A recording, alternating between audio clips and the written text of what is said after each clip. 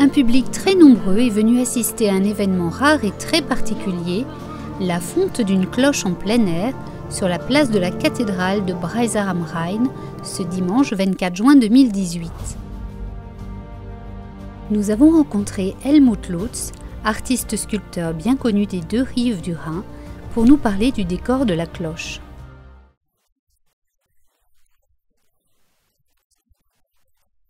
En tant qu'artiste et habitant de Breisach, j'ai réalisé l'ornement de cette cloche. La spécificité de ce décor n'est pas que le côté artistique.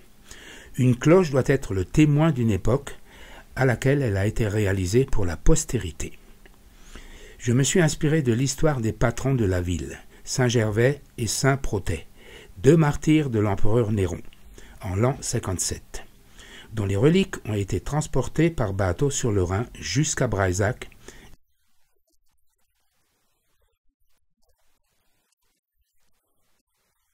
Et cela m'a fait penser aux migrants qui viennent eux aussi par bateau. Et c'est pour cela que j'ai dessiné des personnes tombant à l'eau et d'autres secourues avec des bouées.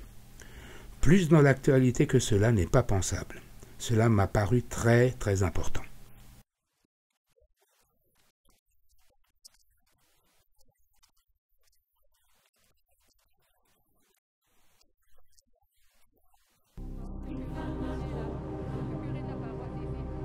Le maire Oliver Rhein, le curé Werner Bauer ainsi que la pasteur Christiane Drappmüller, qui ont célébré plus tôt dans la journée la fête patronale sous le signe de l'œcuménisme, ont assisté à la naissance de la nouvelle cloche qui trouvera sa place côté sud de la cathédrale. Est-ce la première fois que vous procédez à la fonte d'une cloche en plein air ? Non, nous l'avons déjà fait plusieurs fois, mais c'est toujours un nouveau lieu, de nouvelles conditions, et on doit toujours s'adapter à la situation.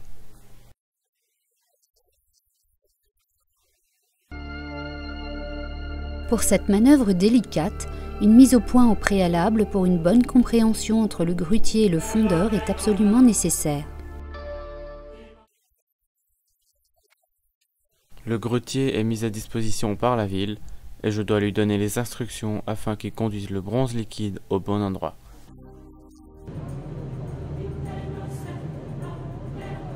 La première étape de la fabrication d'une cloche est de réaliser un moule qui correspond à l'empreinte en creux de la future cloche.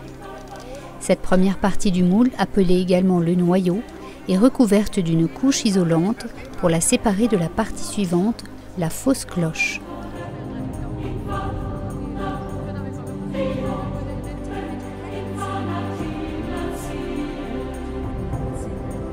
La deuxième étape consiste à changer alors de gabarit pour construire la seconde partie du moule, que l'on appelle la fausse cloche, parce qu'elle a la même forme que la future cloche en bronze.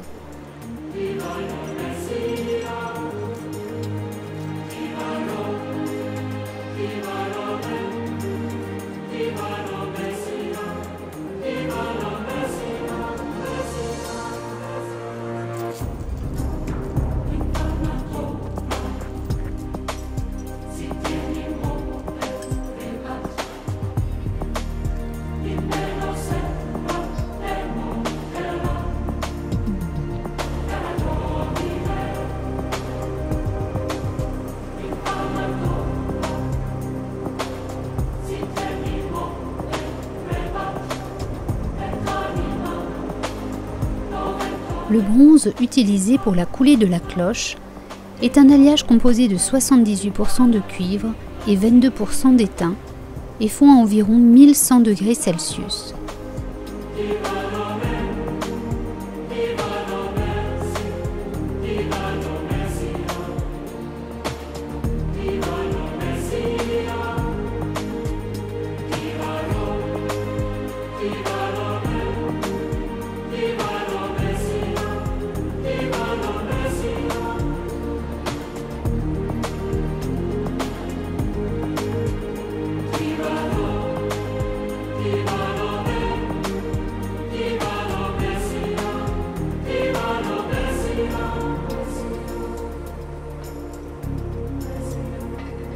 Les techniques de fabrication utilisées par les fondeurs de cloches actuels n'ont guère évolué depuis le Moyen Âge. Cette activité reste artisanale et nécessite un grand savoir-faire.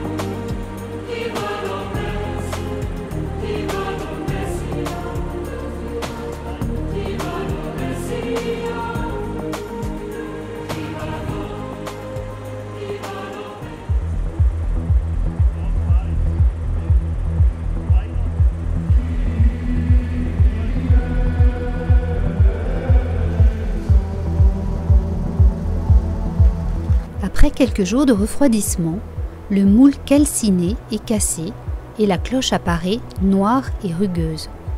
Elle sera ensuite polie, brossée, limée et accordée. Le système permettant d'accorder la cloche après la fonte consiste à enlever du métal à l'intérieur de celle-ci afin de corriger la note. Plus une cloche est grosse, plus le son est grave.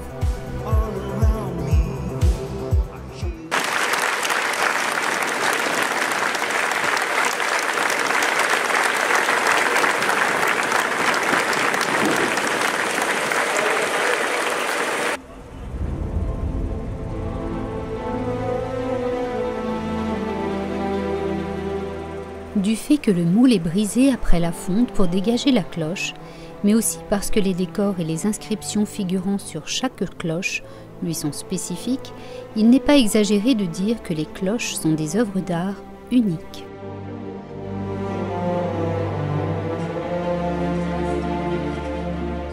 Un gâteau au chocolat reproduisant à l'identique mais en modèle réduit la cloche a été partagé à l'issue de la cérémonie.